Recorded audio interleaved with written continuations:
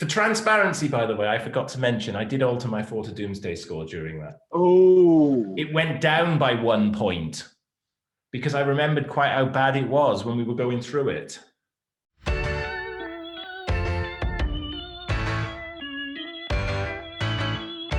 Hello and welcome back to part 2 of our season 19 talking about chat. We've already done 4 stories and we scored them thus. Castrovelva has 12 points, 4 to Doomsday 7.5, Kinder 23 and The Visitation 22, which means it's 23 to beat to be our favourite and 7.5 to beat to the bottom of the pile. Will any of the next 3 do it? I'm Paul, P-Bal, or anything nice you want to call me. I'm joined by... Hello, I'm James. And hello again, I'm Jason. Actually, it is all to play for still on these scores, isn't it? Because there's still a strong possibility here that we have our season winner still sat in the pile ready to score. Could even be coming last. Could be anything. We don't know, and that's the fun of these things. Coming last isn't always best, is it? It's a badge of honour, though. It's a badge of honour. To lose is to win, and he who wins shall lose, but that's not this season. Wrong season. So we are going back in time again with Black Orchid. It's just a little one, so shall we start with Jason?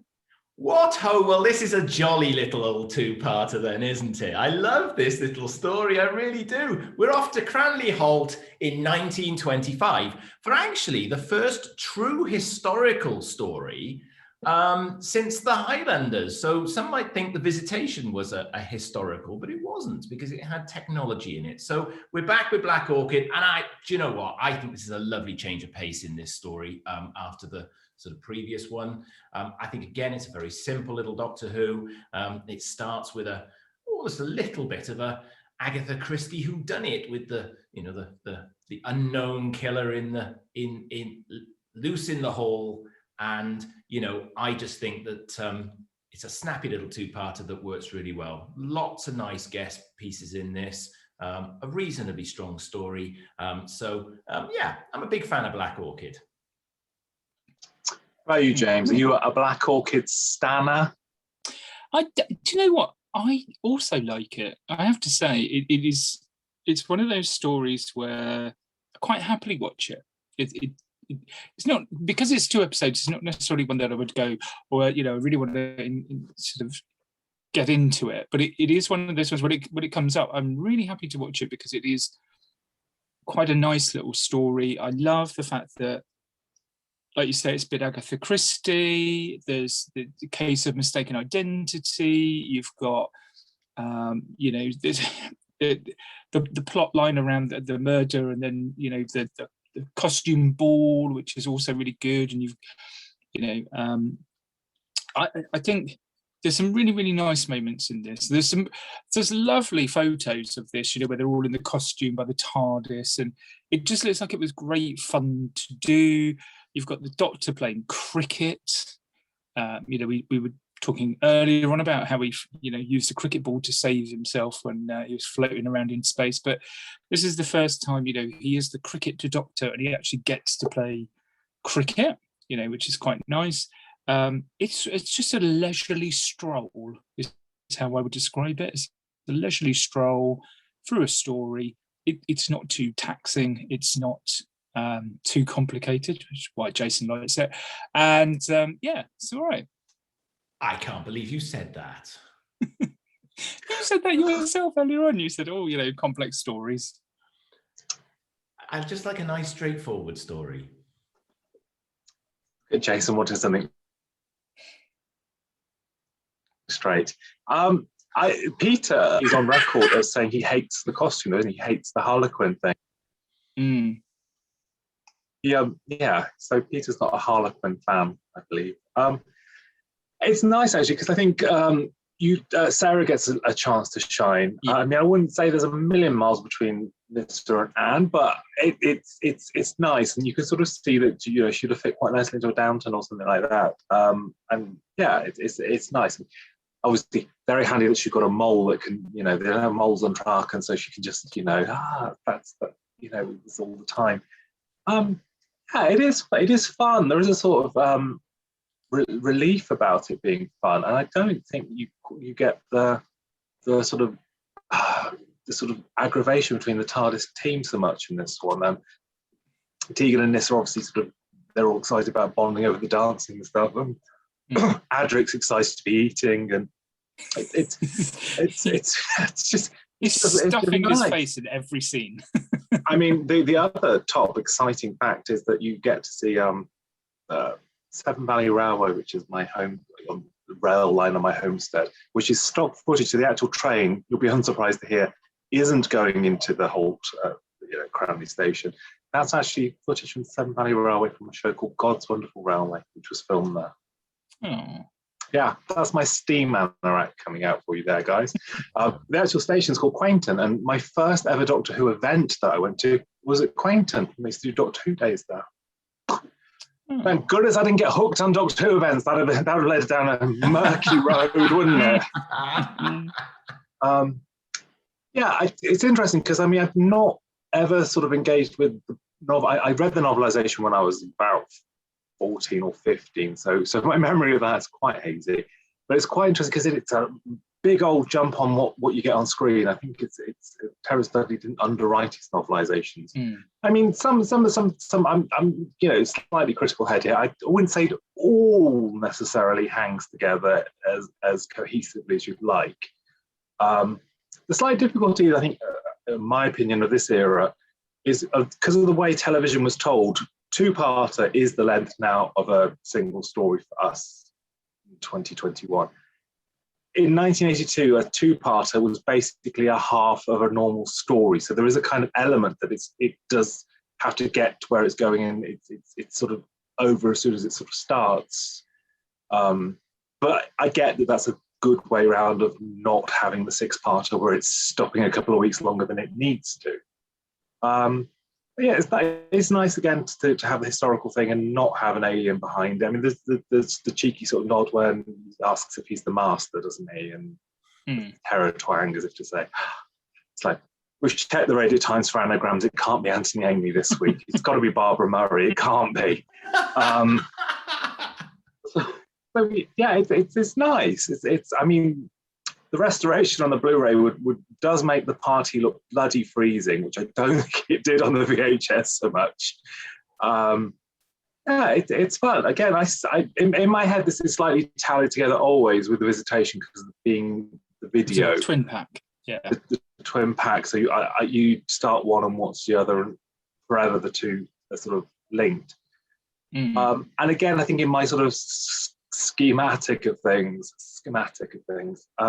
it's again, I can't see why you particularly hate the story. I'm afraid unless people don't like historicals, but it is very strong middle ground, I think. Because John Nathan Turner wanted to reintroduce the historicals, but this was pretty much as far as it went. It was just this episode, and we know from sort of post 2005 the historicals have come back with a vengeance, but it just didn't seem to spark people's imaginations, which is kind of shame in a way, because we've all sat here and talked about sort of 6 episodes of a story where it sags in the middle, and sometimes even with a 4 episode.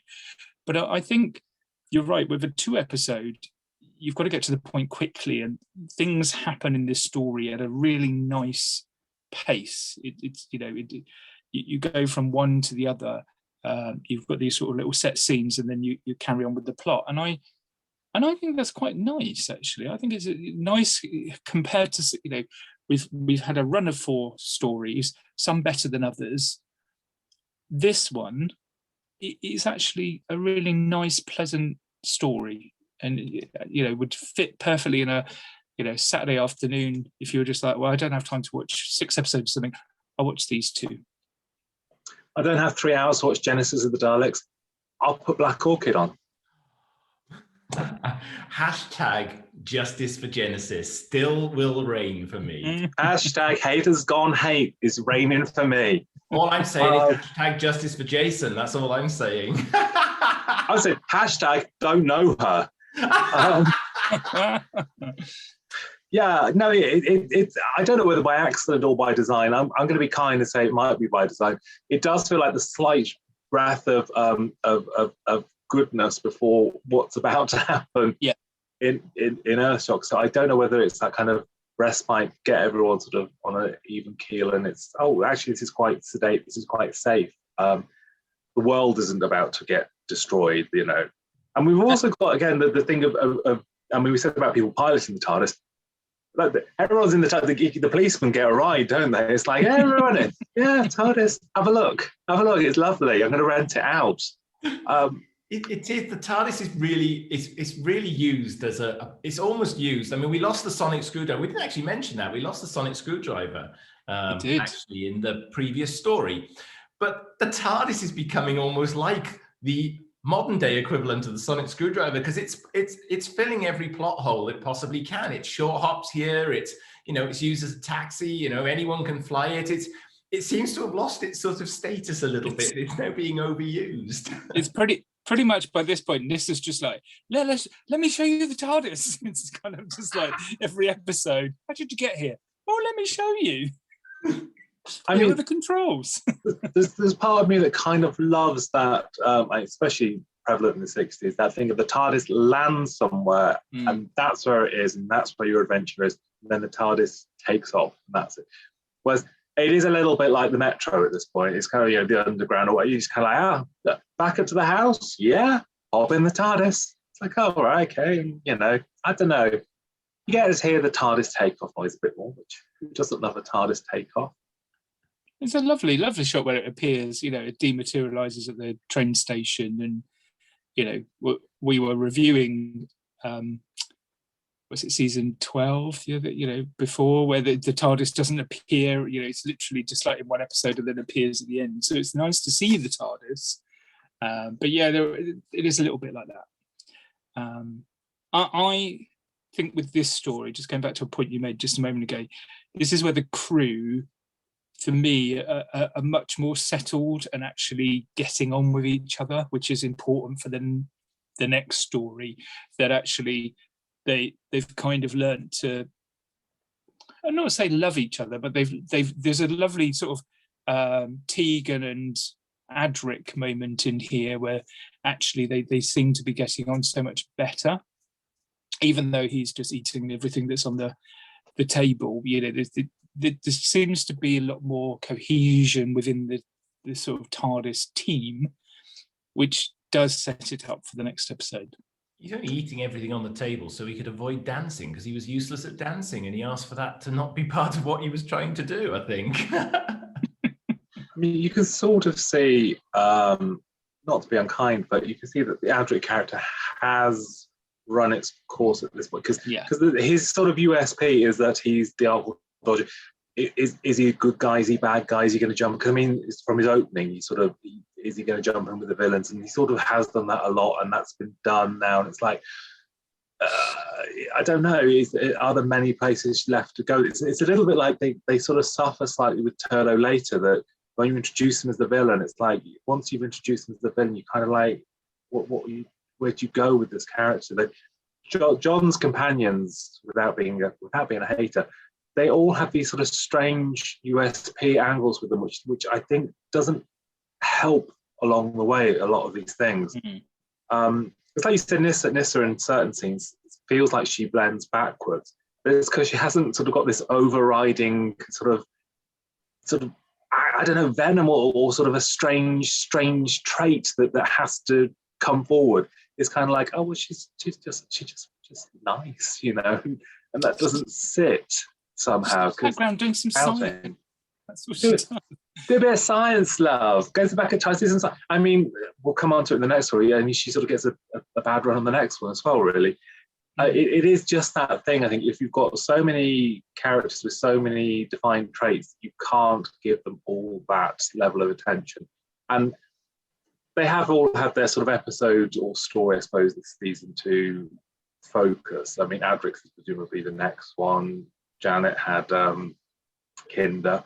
This is Sarah's, but yeah, no, it's a fraught lineup for me, and as much as I like individually, it feels a lot, and this is it's a good story because it doesn't feel like it's hindering what's happening, and it is nice to see them sort of getting on. And it's a shame because it's a trap they fall into. I'm going to keep rambling. It's a trap they fall into, I think, with Perry and the Doctor later. Is that kind of let's not have them get on, and then when they do get along, it's like, crikey, you can just have a story now because they're friends. They haven't got to stop and have a row about not wanting to be there, or a row about not wanting to do that. It's just be friends. There's a moral for life there. I'll stop. Say something else about great cast list in this one as well, with Michael Cochrane. I think he plays well. Maury Watson, Barbara Murray's amazing as always. And I actually kind of like the fact that we got cricket in this one as well.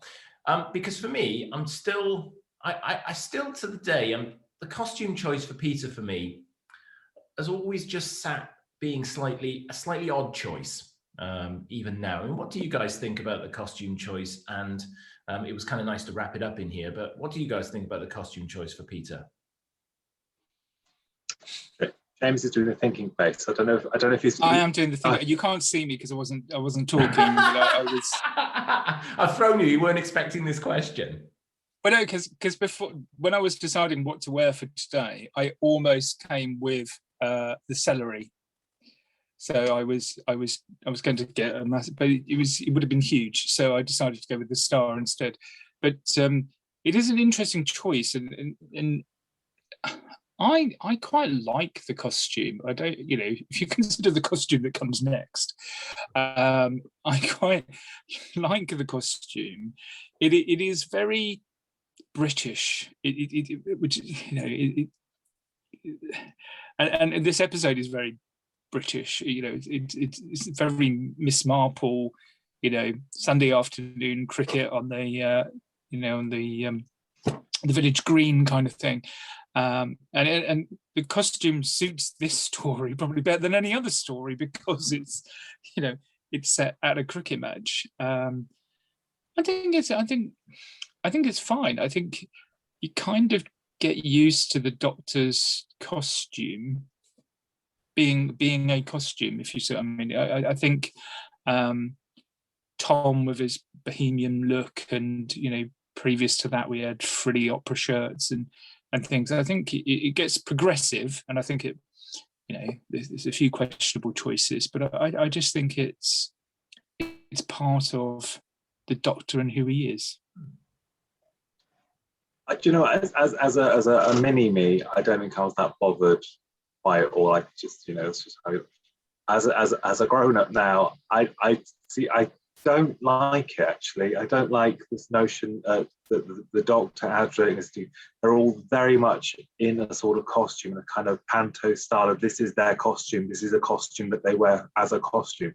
Whereas, prizes, Mary and Lala had some gorgeous, very operatic or theatrical style outfits, but you could believe that Romana had just picked that outfit because that's what she wanted to wear. That was her style. That was her look.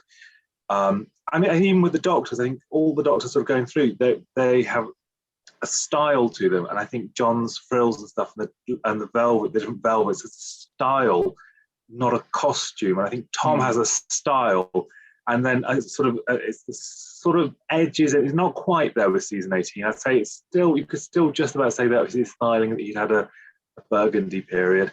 But I think this is the point where it's like, this is a costume that you might buy from Smithy's, and it's like this is odd for me now that the Doctor's wearing a costume, not just something he's gone, I'm kind of wearing this. And again, that's the thing that comes through, I suppose, with Colin getting his costume and Sylvester getting his costume, is that there's a very conscious moment where the Doctor goes, look, this is my branded costume because I'm a Doctor Who and this is what I wear and I'm crazy.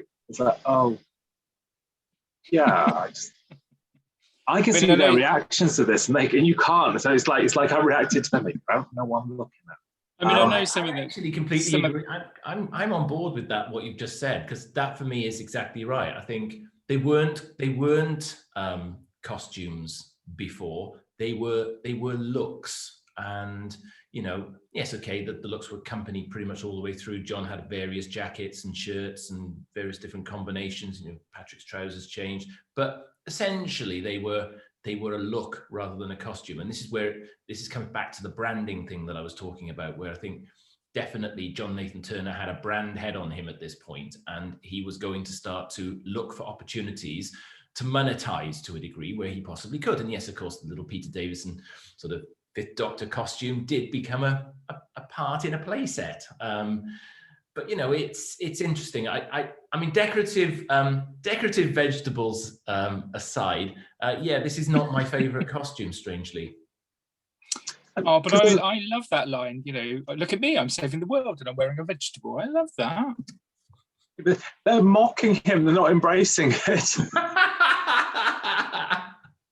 Because Nissa has that moment, as in Castrovel, where they're consciously getting rid of the bits of Trachanalia. That she's gone, you know, no more miniskirt, rah skirt. I want trousers and you can ditch them off. I'm done with that now. It's like, okay. I mean, Adric stays in his pajamas all the time, pretty much. He's you know, that's his costume. I don't know. What do they do for wash? I mean, he goes in swamps and stuff. I mean, there must have been a TARDIS pong. Why wasn't anyone swapping around? Forget not being able to shoot guns in the TARDIS. Could you not inhale? I mean, what's going on with these people? I mean, you know, Sarah Sutton must have hated her costume so much. You know, she's in a bra and panties by the end of it. She's just like... Isn't that better than what she wears for Snake Dance, though? That's the question for another day. We've got that to look forward to. I know we have. I'm not cosplaying that one. Oh, I can imagine. Jason will have Lazar's disease for that one. Oh, I do feel ill. I can say that with it all hanging out. As long as you don't start cosplaying Turlo. Oh, I can see a little school uniform. You'd be fine. Anyway, right. Massive pause. Let's have some scores for Doctor Who and the Black Orchid. Shall I go? You go for it. I do like Black Orchid, and it's a nice little romp for 2 episodes, and I scored it 7.5.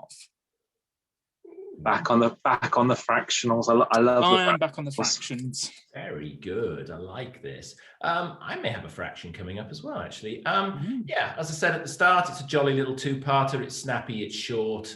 It's a very straightforward story, and I kind of like the historical setting. Not a classic, but good run-of-the-mill story. So for me, I've scored Black Orchid a very respectable 6.5. I thought I was going to say 9.5. It's not classic. 9.5. As we've learned, those fractions can make all the difference. They can. They can. Yes. I don't know whether that fraction would be what upsets Jason this week, but I gave Black Orchid. I mean, I've plateaued with the double pack here. Black Orchid, it's a 7 for me. That's a good score. Which gives Black Orchid overall black slicers coming through me, which gives Black Orchid. I'm channeling her. She's like dead. Black Orchid 21 points overall. That's good. That is good. That's a solid score. Very solid. Not Marmite at all. So we move on to the penultimate story of the 19. Who could be back in Doctor Who and the Earthshock? Yes. This is another, I was saying about this earlier on with John Nathan Turner trying to disguise the fact that, spoiler alert, the Cybermen are in this. And it was kind of They're like, behind you. We don't want any more stories with the title of the villain in the story, so we can have a bit of a shock, you know. You know, from that point of view, I remember watching this, and for many reasons, being quite taken aback by it when it first aired. You know, the Cybermen were a bit of a surprise. Obviously, you got the ending, which we'll talk about. You know, the story sort of starts on Earth, and then it moves on, and you know, you get the big sort of climax at the end. There's there's a lot I like about this story, I have to say. And it's, you know, we talk about classics, but it is one of those iconic stories. Yes, indeed. This story is the highlight of the season for me by far. You've got Earth in the 25th century. Adric has a big bang, and we have some Cybermen in there for good measure. It's about time Adric had a big bang. Absolutely. It's a properly good Doctor Who story, and one I always enjoy going back to and reviewing and looking at. I really like this this design of the Cybermen. You know, it was a big relaunch for the Cybermen in many respects this time round, and I think it pays off. The story is it builds tension really from the get-go. Actually has quite a reminiscent feel of Tomb of the Cybermen, actually, in its opening scenes when we're on the planet's surface. And that's kind of a nice nod back. But I think the whole piece is handled well with some good gravitas. It's building up to a big ending. So we don't know that right now as the audience. We've got a couple of surprises coming here. We don't know this as the audience, but it's building really, really well right from the beginning. It doesn't really sag or lack any kind of pace. I think Peter Grimwade delivers, you know, really, really well from the directorial perspective here on this story, keeps it moving at pace.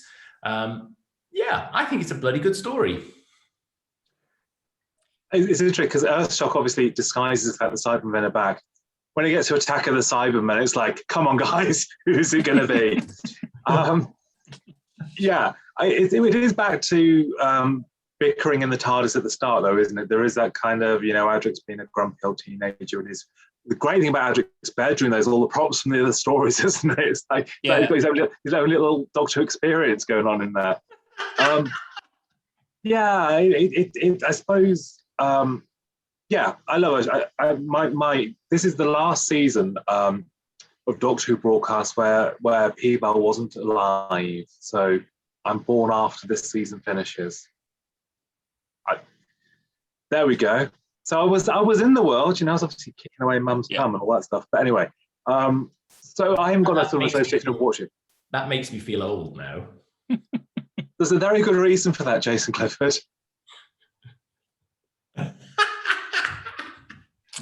Anyway, so my initial experiences came from getting the VHS, 92, 93, I got it.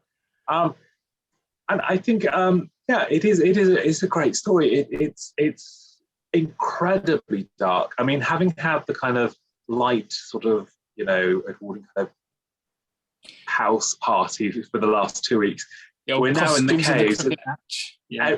Everyone is. If you don't die horribly, you're not in this. It's kind of like it is brutal. It is.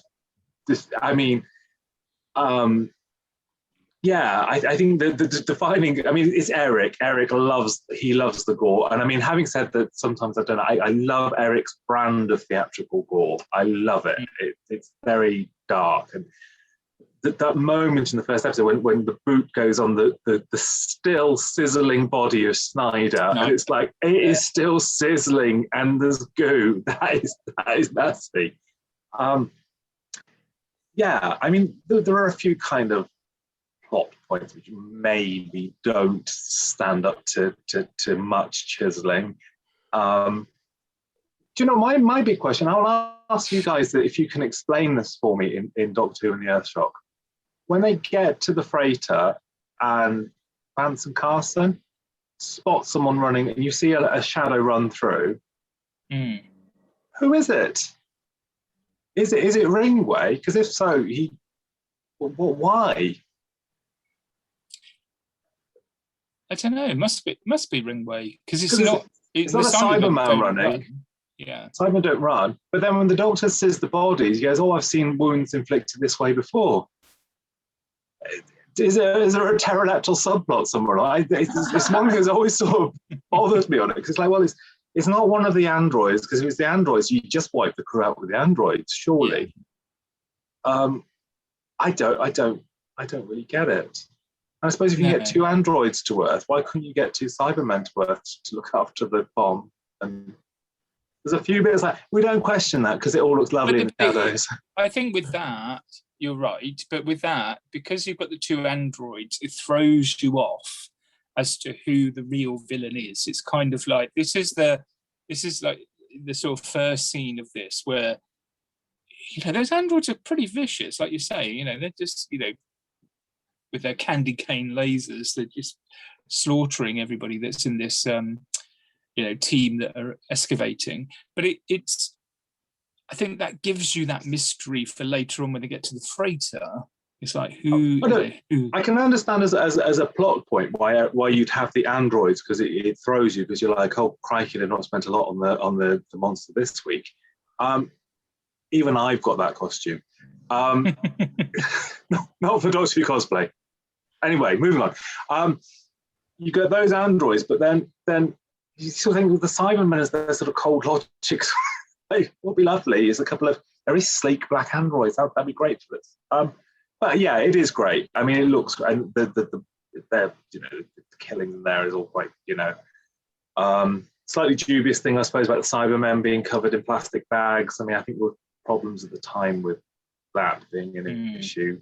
But no, so I was going to say that's supposed to sort of replicate the tomb of the Cybermen, isn't it? Where they sort of punch out, but it is a bit weird. It is a bit head in a plastic bag in a kids show, which is a bit sort of don't try this at home, folks. Don't be a Cyberman in a plastic bag. Stand in the wardrobe with a plastic bag over your head. Yeah, Mum and Dad might not hear you. Casting. I will say, and you should never have favourites in this game, but James and Claire are two of my favourite people in the world of Doctor Who. Absolutely adore both of them. And lucky they're both good in it as well, because I wouldn't have to lie about it. They're both great in it.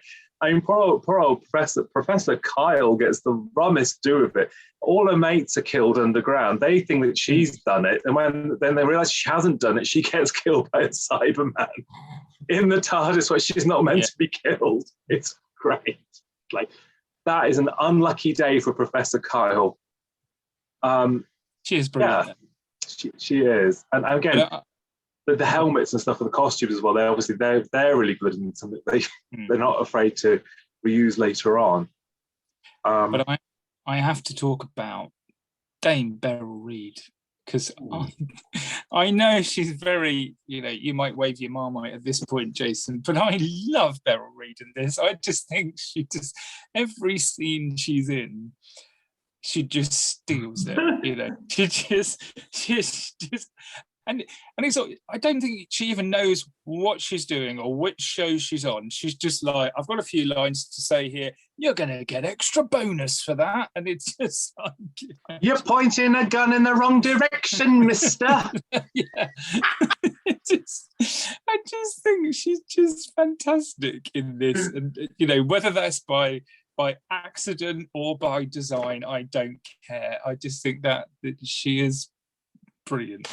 I just love the fact that when Eric was sat at his typewriter writing this very dark, very nasty Doctor Who story where people die in horrible ways and everyone's a bit brutal, a bit edgy, never in his worst hangover could he have imagined that they'd have gone, get Beryl in. Let's get Beryl to do this. She's what we want.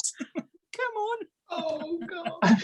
I mean, it's one step off getting Peggy Mountain. There's something slightly just something so crazy about it. Yeah, it's sort of, I don't think, when I was younger watching it, I don't think I knew who Beryl Reid was, and I don't think I necessarily thought it was the strangest thing in the world. Now, Beryl Reid being camped with the carrot rinse, it's all a bit strange. But I'd say actually the thing is with her slightly bizarre performance is it's absolutely gloriously countered by June Bland, who is very underrated. Yes. It's a very strong and subtle performance as the cohort in it. Yeah. And I think that's the saving grace there. I think if you don't like Beryl or you think it's the wrong casting, and I wouldn't say it was the wrong casting, though. It's strange casting, but I wouldn't say it was the wrong casting. I think June is the metronome there that helps. She's level-headed and serious. Yeah. Bit of fun fact for you. So we've missed the stats. They've disappeared. So this, not my picture here, but this actual the cyberscope came from the Alien film. It's actually part of the Nostromo, the actual ship in Alien. Some of the props for this story were salvaged after the film. So there's a little bit of Alien in here. I mean, would we describe Beryl Reid's casting in this as we've talked about this in a couple of our other ones, but is this a great example of the stunt casting ethic that was really there with John Nathan Turner during his era, do you feel?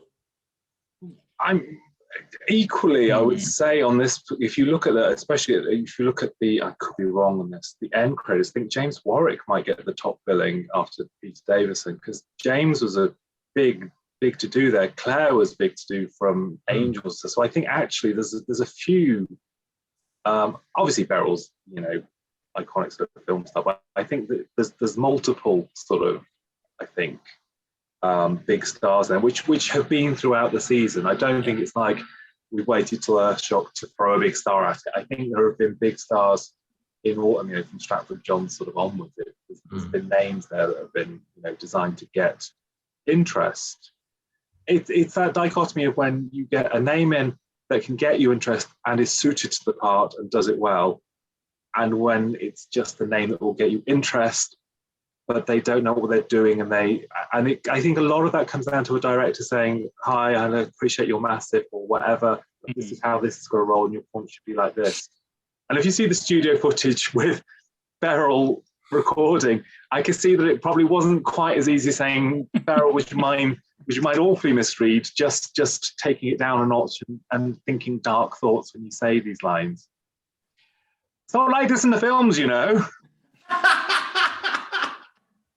mean, I know we've talked about sort of Brian Blessed as a sort of stunt casting and how that didn't necessarily work. And I know some people find her inclusion in this story as strange, but for me, it works in this. There's a very bleak plot going on, and you've got her character just, gives you a little bit of, not relief, because she's still very much military obsessed. She's all about getting the job done and we press on sort of thing. But the character just gives you something else to this story. Whether you like it or not, it is just something else, and a nice contrast. But I mean, her casting to a degree pulls from the other actors, though, to a degree. It pulls the focus slightly, doesn't it? Because, it's the one with Beryl Reid. This is the one people remember Beryl in. Whereas I think you're right, P-Bal. I think when you talk about James and Claire and their contribution to this story, they're brilliant on screen throughout. They're great. They are a great duo. They work really, really well together. They're commanding some really good performances. I mean, I've obviously interviewed them and chatted to them myself about this story. They are brilliant in it. But I think Beryl Reid's casting pulls focus from the other great castings in this story. Yeah, I mean, I think if you look at Nerys Hughes, for instance, she's probably best known at that point, still now, Liverbirds, District Nurse. So it wasn't like it was her sort of sphere of where you place her. Imagine Nerys Hughes, imagine if she'd been the cut. I think there are so many, even within the season itself, other options, which obviously they didn't go for, which probably would have been, it's true. I think for Earthshock, especially because it is dark, it is grim. It's got to be grim, because I was trying to work out what you're clutching hold of then, darling. You got to say something. We've got to cut to you. He hasn't got his rope, has he? You need your typewriter that you don't quite want to touch, because there's about to be a pyro and you don't want your finger to go off in your last day of filming. I don't mind Beryl, and I don't think there's a bad casting there. It's a misjudged casting. I think were it somebody else in it, it would just be the extra level of good. And it just, I think it is I might be controversial because maybe people think I adore the camp, and I do in its right context. But I think Beryl, I can laugh or I can embrace it, but if I could change it, I think yes, it should have been someone else, or she should have had. I can't even blame Peter because I think you can see the studio footage where he is trying to direct her. She doesn't want to know about it. So I can't even say that she's not had the direction. Maybe she'll be willing to take the direction. But I think the gist is she just didn't know what it was. I think Claire both said that she didn't know what she was doing or why she was there or what Doctor Who was. It was just strange for her. So yes, I think I'd agree with Jason. I would say I think Beryl being in it probably is to the detriment. But there is a biography available from Phantom, so please buy that and learn more about Beryl. So what do you think then about them killing off Adric at this point? Because it'd been a while since they'd actually killed off a companion, and we've talked about how the relationship has very slowly developed throughout this season, and we've just had this really light, fluffy story. Okay, there was a murder, but it was quite light and fluffy. We come to this, and we have this whole thing at the beginning about Adric wanting to go back to E-space, the Doctor's sort of mentoring him and encouraging him, and then we have this sort of shock ending with no music and the blue badge all crumpled up. My feeling on it is that, I mean, obviously this was probably the first time a full companion, as I would class it in this instance, was killed off. And the story offers us a number of surprises. We weren't expecting the Cybermen, and we weren't expecting that they would go the whole hog and kill a companion off. And I do think that there was certainly a desire to shock the audience by the production team in the decision that they took.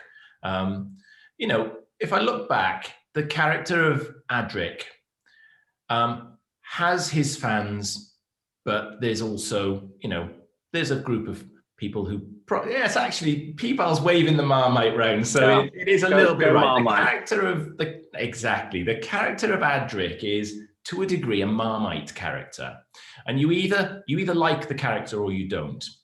And I think, some say that the decision was there for the shock, and it was great shock value, and it suited the narrative. Some say it was done because the character wasn't well liked. For whatever reason, somebody took a decision, and actually I think they were brave to do it, and I think they were right to do it. And I think it stands now at the test of time quite well. So I'm in the camp that I think they made the right decision to do it, and I do think they did it very, very well. I think they built the tension up to it. Some of those scenes towards the end are quite hard to watch, and then I think the whole starkness of the credits running on silent with the broken badge, I think that just nailed it down. So I think they did it dramatically very well. It's there for shock value. I think they were right to do it.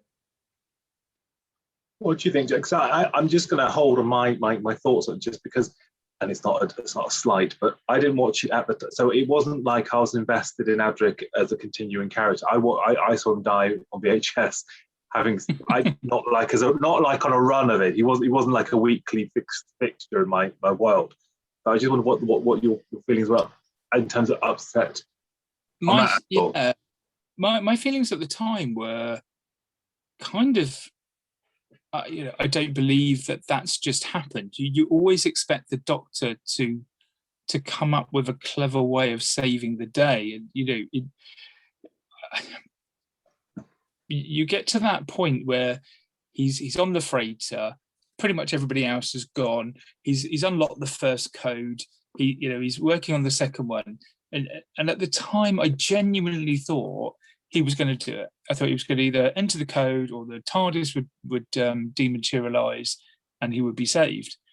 And then you suddenly, go back to the TARDIS and they're all watching the monitor and the ship explodes, and you're just like, okay. And you know, Nyssa and Tegan are like, you know, you've got to do something. And he's like, no, it's going in and out of flux. I can't get a fix on it. Yeah, and it's still one of those things that today, you know, when you watch Doctor Who and sort of, you know, post 2005, if there's ever an instance where the Doctor suddenly rocks up and saves someone, you're like, well, why didn't you do that for Adric? Because there's been similar situations since, and you're just like, yeah, he just didn't like Adric, did he? He was just like, yeah, I can't go onto the freighter. It's phasing in and out. So I remember at the time being not necessarily upset because Adric was dead as in the character, because he's, like you say, he's a bit Marmite. However, it was shocking that a companion had died and the Doctor was helpless to do anything about it, for me. I think the difficulty you get with these things, do you know what I mean? Watching as I did like last week, watching the whole run, by this point, actually, as a cynical, miserable 40-year-old, I'm like, thank God. I mean, could you not have blown the freighter up a couple of episodes sooner? But as a sort of someone that looking at the drama here, I'm like, it's a difficult thing to introduce into Doctor Who, and I think you see that with the start of the next one, because essentially their best friend and traveling companion of a long period of time has died in action, and that's a big thing, and you'd have ramifications, and there'd be sort of effect. And because it's Doctor Who, and because of the era, and because it's kind of you can't deal with it in the way that you have to deal with it. So to me, it works because it's shocking that Adric dies and you killed a companion off, and that's unusual. And you've not, Sarah and Katerina, they've been there 3 weeks, 12 weeks, whatever. They haven't been there for the long haul. They're not. It's not the same as if they'd shot Vicky. It's kind of it's different. He is the first, I'd say, proper companion to get killed off, and I get the shock, and I think the shock value is brilliant for us. And it's like, wow, that was a badass story. There was a lot happened then that built to this awful moment. But you can't reward the audience for that, because that's not the show it was then. It's not the show that to deal with that. It can't. I mean, it just, if they would then spend the next 3 stories wearing black armbands and saying how terrible it was that Adric had died. I mean, the weirdest thing, and I suppose this is slightly lipping over to the next story, and I'm apologies for that, is that it starts the next week with, we just dropped off the crew from the freighter and they're all fine. It's kind of like if you'd have just pretended they'd had to have a break and they'd been away somewhere for a few months to get over it, and they just mentioned, isn't it sad that Adric's not with us? Let's go to Heathrow. It would make more sense, whereas this kind of really weird, and in one bounce, 3 weeks later, it's just like it doesn't feel it. The Kinder story is referenced in the next one because there's a comment made, and Nyssa says, "Well, that's what you said to Tegan about being protected," and so there are references to previous stories, but it's kind of like, oh, we're just getting on with it. Yep, we're just. They did it all the way through this season, though. They had these references that hung over or introduced you back into the next story. This, I'm with P-Bal on this one. You come back into the story, they've dropped the people off, and they're literally now just taking in what's happened. And in a matter of 2 minutes, it's forgotten. Literally, it is forgotten. And you get a slight, we won't spoil the next story, but you do get the slight reference. But it's almost like business as usual, step up a lip, blah, blah, blah, off we go. It needed almost, the positioning of the 2-parter almost needed to come in after Earthshock. Yes. And for them to write something, if they weren't going to have that sort of space of a period of time between the stories, then potentially have made the 2-parter have some dramatic hook in the story, so that they're all coming to terms with the grief of losing their traveling companion, but also having to still fight and save the day. So I think they could have done that a little bit better and had that sort of bit of, that 2-parter sitting there while they then repair themselves, ready for the sort of next main adventure together.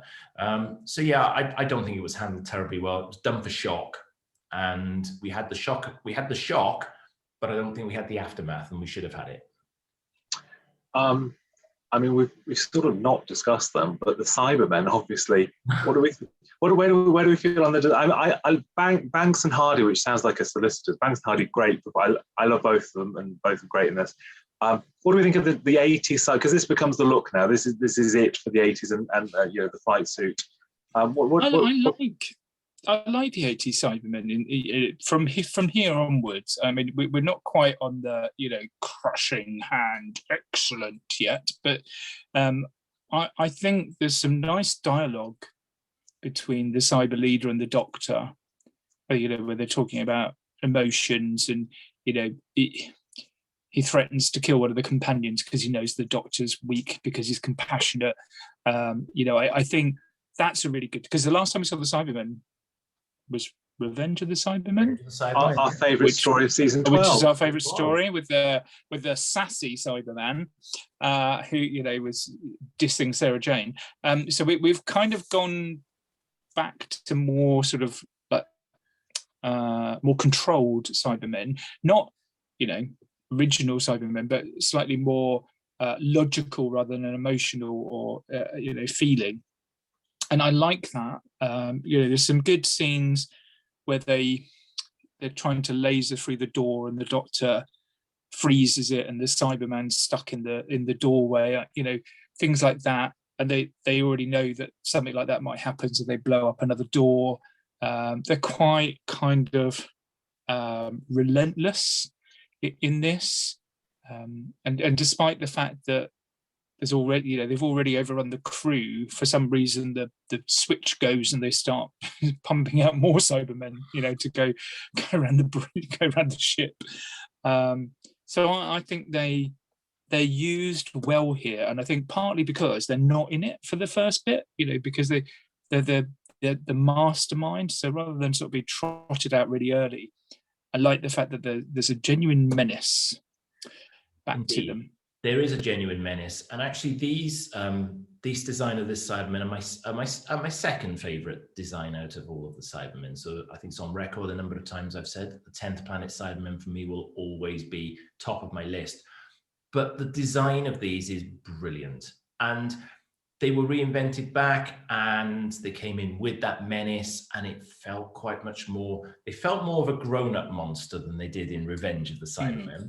I love all that campness in that story, but this is a new generation of Cybermen. You're quite right. They're presented in a more adult-like way almost. They definitely are more logical, and they're definitely doing some different things here that make them more menacing.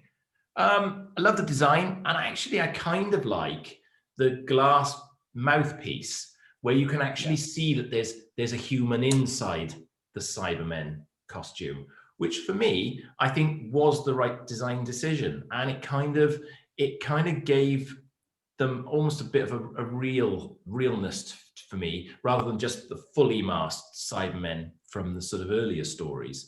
And I think that's probably why I like the 10th Planet Cybermen quite the way I do, because there are still human components in there. And at the end of the day, spare parts and all of that sort of thing, that's what's behind the Cybermen. So I love them. I think they're great design. And it was great to have them back on screen after such a long time. I think this is their best story. They get a little bit pantomime-y towards the end of their run, but definitely well used and well visualized in this story.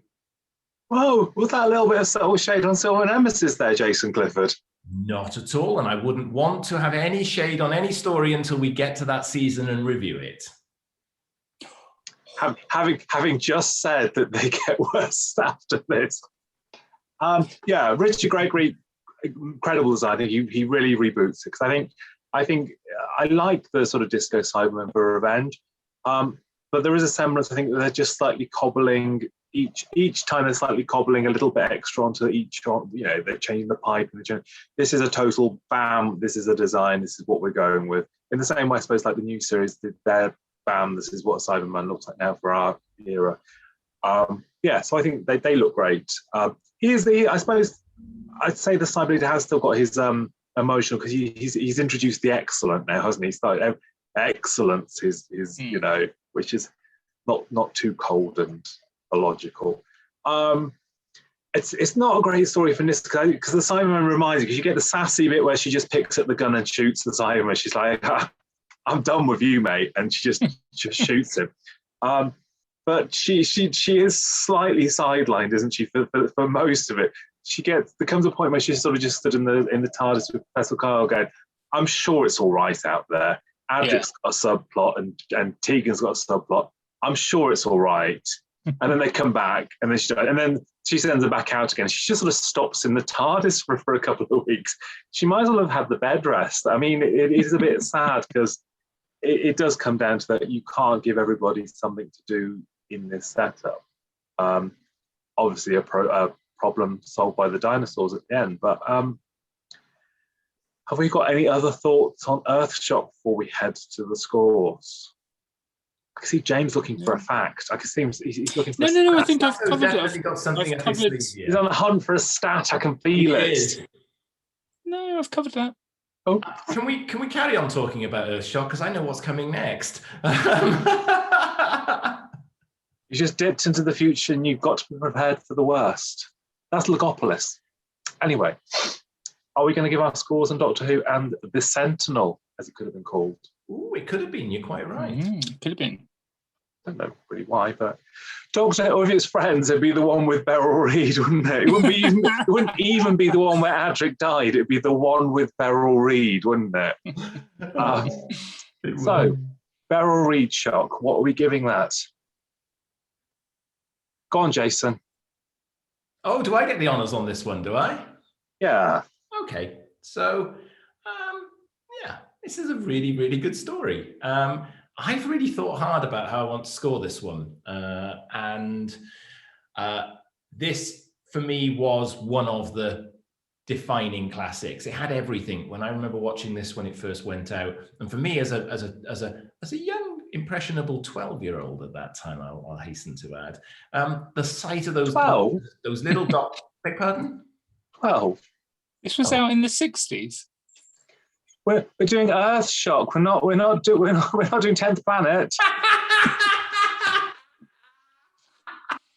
Oh, I love you both. So, for me, the little clips of the Doctors, you know, as they've obviously then pegged that it's the Doctor. It's little things like that. As a 12-year-old fan, you know, you'll remember for the rest of your fandom days.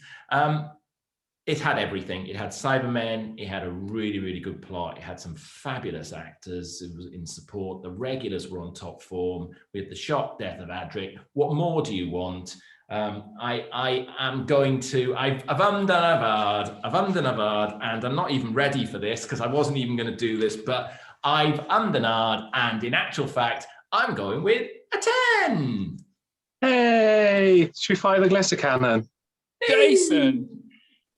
So I was going to, put my gold star in your chest plate if you gave it a poor score. So, sadly, Adric's dead. So, I've had worse rubbed on my chest plate, lovey. I also, in this occasion, did not put my cards on the table before we started the commentary because this is another one of my favourite stories. And I also scored this a 10. Ooh. It's a tense moment, isn't it? It is a tense moment. Shall I give my score? I feel like I should do channel Jason's Eurovision presenter style of it's a tense moment. There's 2 scores been given. United Kingdom, nil point. Hey, have a drink, lads. So yes, I thought long and hard about my score for Doctor Who and the Earthshock, and I do really like the Earthshock, but I'm not giving it a 10. I'm going to give it 9. Yeah, see? That's very respectable, though. I mean, it deserves a 9. Very respectable. It's 1 point off a perfect 30. Unless we're going, can we go over 10? Because I did want to ask that before we scored the next one. Oh, I don't know. You can't score it 30. I just wondered whether I could be contrary and go over the 10, or whether that was just not within the rules. No, there'll be debates here if we do this. Well, Earthshock finishes there with 29 points, which it's going to be quite the difficult beat. But there's still one story that could do it. Come on. We're on to the series finale. It's Time Flight. So the question is here, James, why haven't you got a Concorde behind you? I was my notes say that this should be called One of Our Concords is Missing. You know, sort of the classic sort of Disney film might have made it slightly more enjoyable. In all honesty, when I sat watching this, I thought Earthshock was the last episode, was the last story. I forgot about Time Flight. I was like, why is there another disc in the blue? Oh yeah. Okay, so I don't know where to start. So finally, we're back at Heathrow. We've only spent 4 or 5 episodes of Tegan bitching about wanting to be back at Heathrow, and finally she's back at Heathrow, and it all goes wrong because in another anagram we have Leon Naite. Who would not have got that as Tony Ainley? Back, by popular demand in a brand new costume, kidnapping, random people on Concorde. I'm going to pass the ball to someone else because I don't know what else to say that's going to be pleasant. Do you know what? I'm going to be the voice of kindness and reason here. Are you? You're not going to score this a 10, are you? I am going to.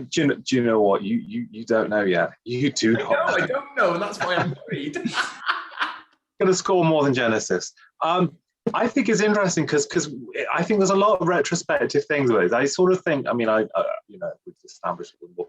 But I think people wouldn't have necessarily known the anagram thing because not everyone had the Radio Times. And I think I could be unkind or wrong or whatever, but I think actually the Khalid performance, if you can actually guess without prior knowledge, if you can guess that is Anthony Ainley before he does the ta-da, I would be surprised. I think you'd watch it and think that's I'm not sure what this is about or why, because it's strange. It's a strange performance.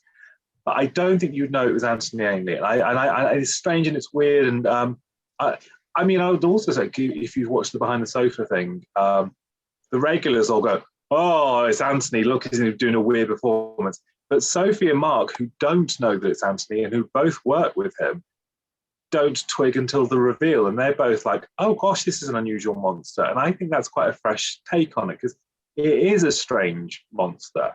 I think sort of problem with Time Flight in a lot of ways isn't that it's bad necessarily. It's just it's at the bog end of the season and they've obviously used all the money elsewhere, and Beryl's carrot rinse for Earthshock has taken the budget for the studio sessions. That's it. They've done. They've got. You get the lovely filming stuff and the Concorde, and that all looks great. And I kind of like that opening episode. I like the mystery of what's happened to our planes. The planes are going missing. It's there's I suppose there's echoes of the Faceless Ones to an extent with that kind of, it's very obvious to draw that analogy, but I like that. I like the mystery of the start. I think it just has a cheap aesthetic that sort of then takes over and makes it a bit boring. I think also, if this was the second story, maybe people would be kinder to it because it would be sandwiched between lesser things. I think coming after Earthshock and the so beautifully direct.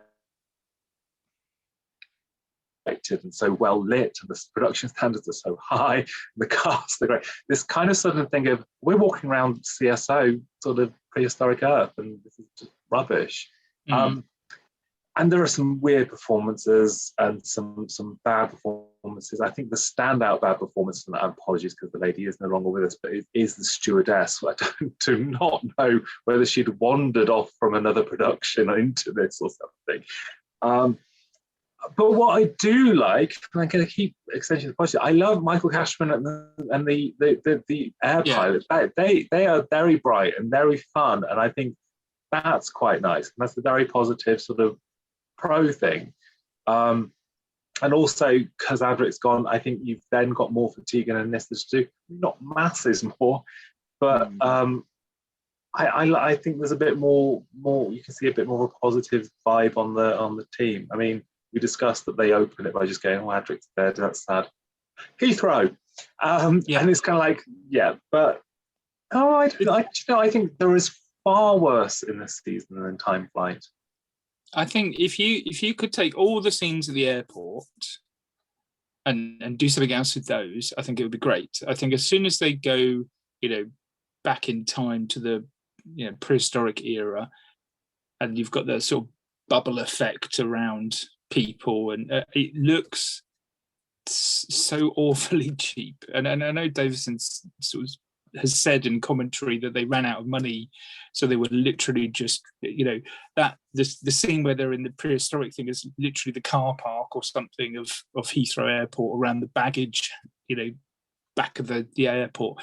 I just think that the production values as well as the story, and you're right, the crew on the Concorde are, there's some good actors in there, but I just think the story that they've been put into is so flimsily weak that it's memorable for all the wrong reasons, unfortunately for me. Agreed. I mean, Concorde aside, this is, it's the one with Concorde, if you want to put a Friends reference in there. This is, I'm quite glad I haven't had to say very much up until now, because I haven't got anything good to say about this at all, I'm sorry. So I'll just pick up on your point from earlier, P-Bal. I understand the Khalid character nobody got, maybe it was the master, but why even put him in a costume? Why does he need to be something else until the end of episode 2? Because that really doesn't make any sense. Where would your cliffhanger be? And kind of like a lot of this story, none of it makes sense. This is a confused, muddled, and uncohesive story. And I pity poor Ron Jones, because he was really handed a directorial clunker here. He had no money, and he had to realize Concorde landing on the prehistoric plains of Heathrow. And I mean, there is no way that plane would have landed anywhere on that, because it was a fragile old bird at the best of times, wasn't it? So no, this does not work for me on pretty much any level. I mean, I agree that the sort of couple of the guest casts are working quite well alongside it, but this is an absolute mess of a story. Gosh, it's brutal. As we shall see when it comes to scoring, I do think there is much worse in this season. I mean, the Master's plots, as the crow flies, do get. I mean, I don't know whether he's going into later life and it's just troubling him.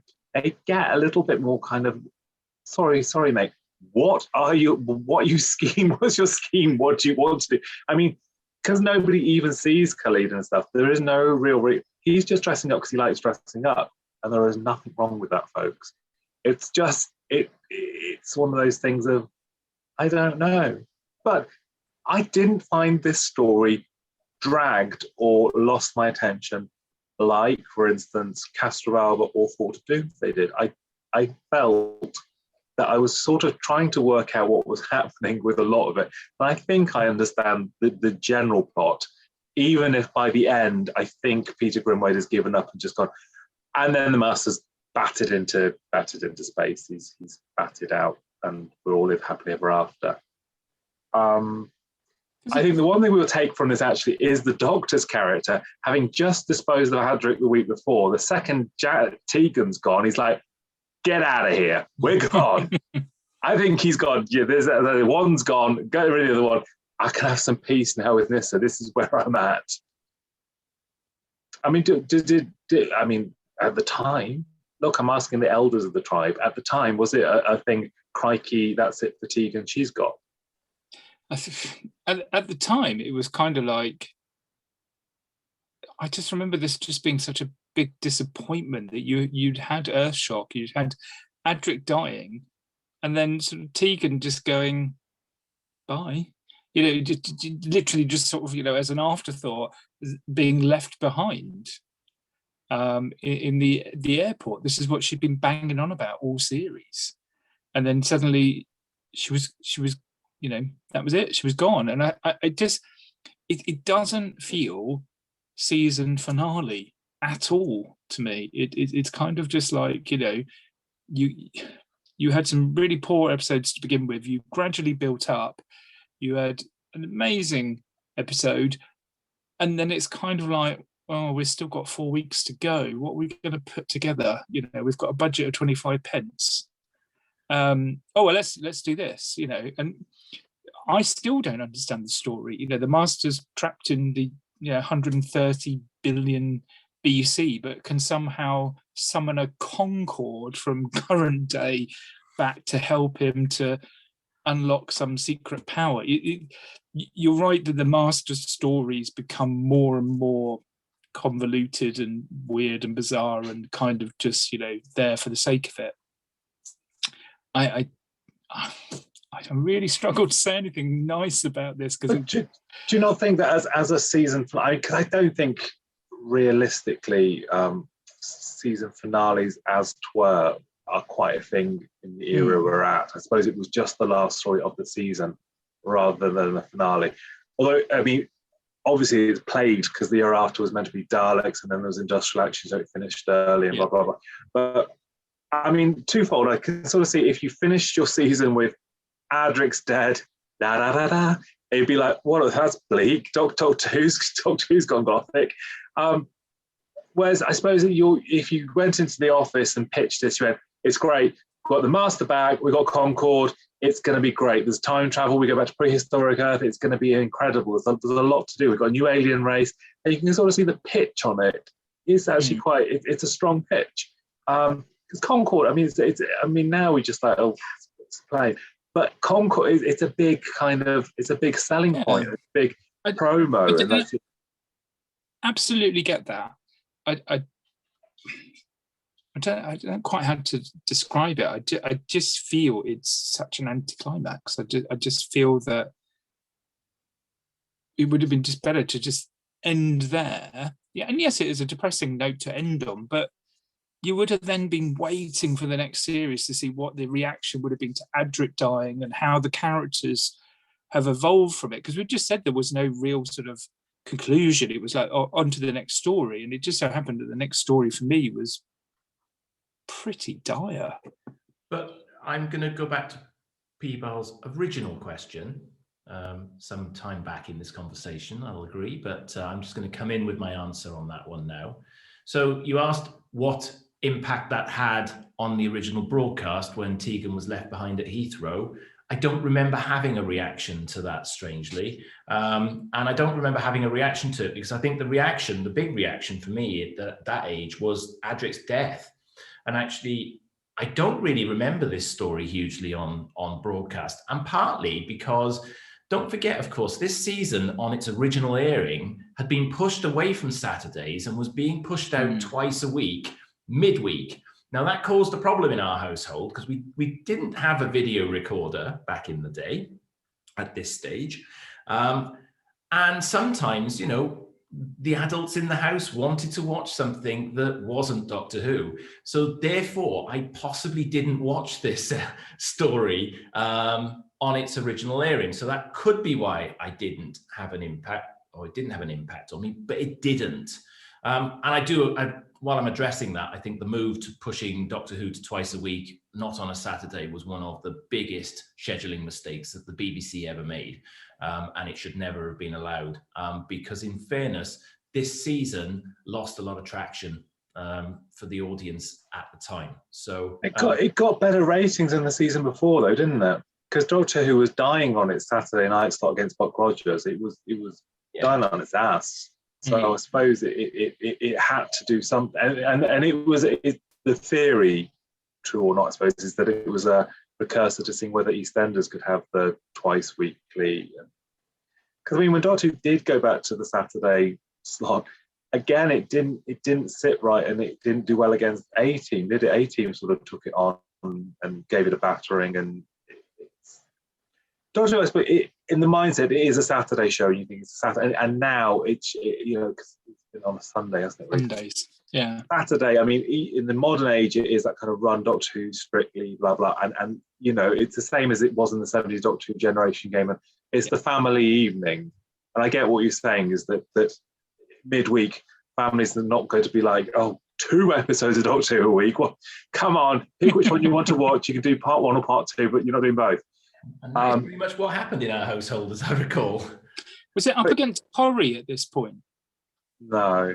It was later on, wasn't it? The regions, actually, James, the regions were bouncing it at this point. They were all over the place. Scotland were having it earlier than the rest of the country. Because at that point, regional variations were quite prone. So once it moved midweek, I think in Wales it had to be bumped later because of the news. Because we had our Welsh news at that point. So no, nobody was watching this consistently. It was a very difficult season. But I think one that worked in terms of relaunch for the show. I think obviously Davison took off. And again, interestingly, coming into this, we've sort of talked a little bit about Peter. I sort of in my head wasn't a huge Fifth Doctor fan. I wasn't sure that there was much to the performance. Interesting, I sort of mentioned about the Forge Doomsday one of him doing the old, but actually Peter surprised me during this, and I'll hold my hands up and say actually I was surprised at how good he was, because I'd sort of just in my head thought, I'm not saying he's the best Doctor, I'm not saying he was the best Doctor performance, but I think he was better than my head had sort of maybe cast him as. I think he gets stronger each season. I think, by the time, I mean, my favourite performance is in Caves, from Peter, but I think he gets better. But once the sort of this season is out of the way, you've got rid of the sort of bickering family feud, that's all gone, and then he can concentrate on the performance and less companions and more involved. I find it grows. There are definitely more favourite ones for me, performance-wise, from David later on. Sorry, from Peter. I said David. Well, it's his real name, isn't it? His mates, that's what it is. Our mate David Moffat. So the other thing sort of, I suppose, I haven't mentioned is that Adric comes back in Time Flight. He does. I mean, that would have been quite a cheeky thing in the Radio Times, because they'd be like, oh, Adric didn't die. We should watch Time Flight. And he just has a slightly strange performance as a ghost, doesn't he? And a pterodactyl and the Melka. But, I mean, that's even referencing itself within that, like a 2-year sort of, there's a definite shift this season into post-dating references and stuff, I think.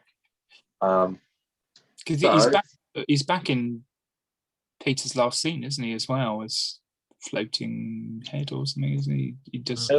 They'll come back to haunt him, but not the Big Finish companions, because they hadn't happened yet. Or the 700 other stories that happened somewhere in between. You'll have to get on YouTube and CGI Eminem in, or whatever she's called, and all the rest of them. It's fine. It's fine. I'm sure there is a version out there with someone. So, have we exhausted all Time Flight thoughts? I think we have. Please, let's end this now. Okay. Get ready for a 10 from 11. Who's going first? Oh, I will go first. Okay. So, I genuinely try to find the best in every episode, and I struggle. I gave it a 2.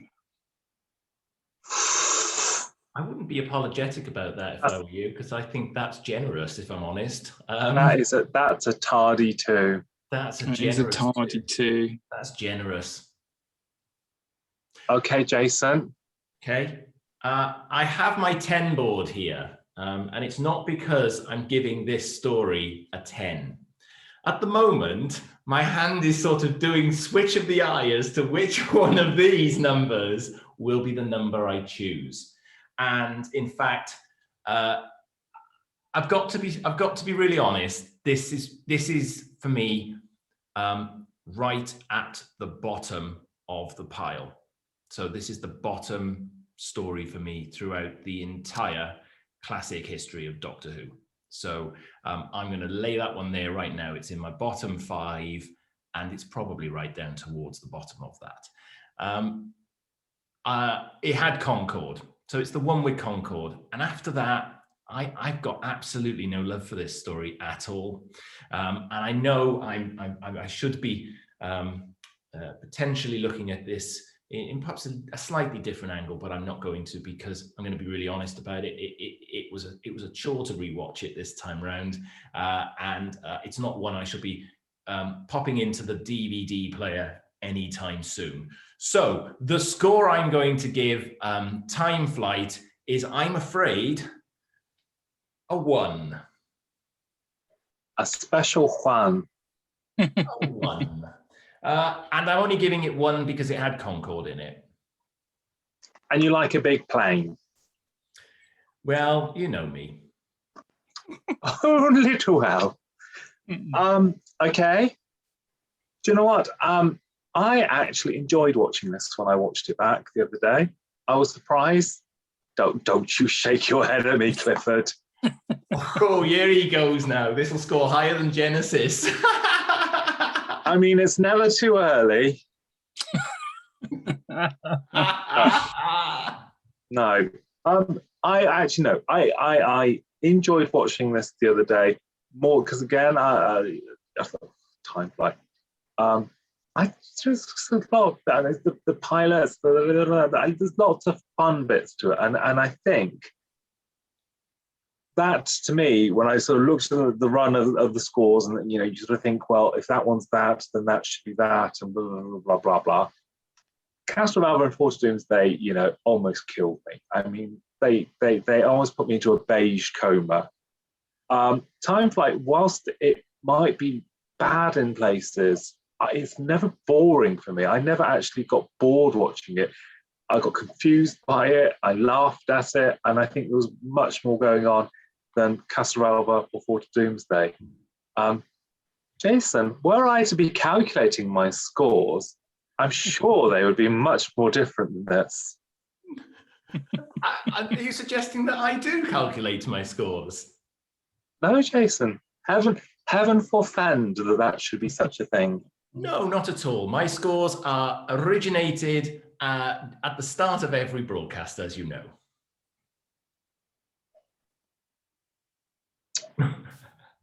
There we go. Was that long enough pause, boys and girls? Yes, it was. So the score for Doctor Who and Time Flight from the P-Bal jury is a 4. If I had a drink, I would have spat it out. I can't believe you haven't got a drink. I haven't yet, but I will have to have one now you've given Time Lash, or whatever it's called, Time Flight. Time Lash? Time Lash. Oh, Jason's marking the wrong ones. Let's have a recount. He's done the wrong story. It's still a 1, whichever way you cut it. Sorry. Nothing forgiving in this story whatsoever.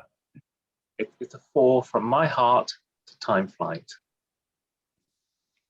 Has that affected the leaderboard? Has it affected the leaderboard? I'm just going to have to calculate that. I don't have to. I can tell you that it gives it 7 points. Overall. That's more than we got at Eurovision. That's all right. Still too soon. Oh, sorry.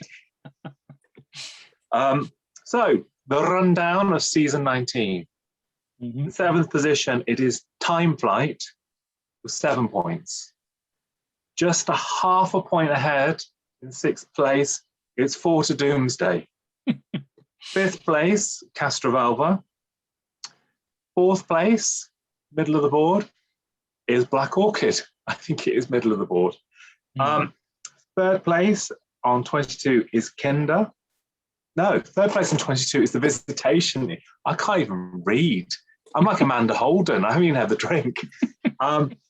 Kinder is our runner-up on 23 points, and our runaway winner in 1st place is Earthshock on 29.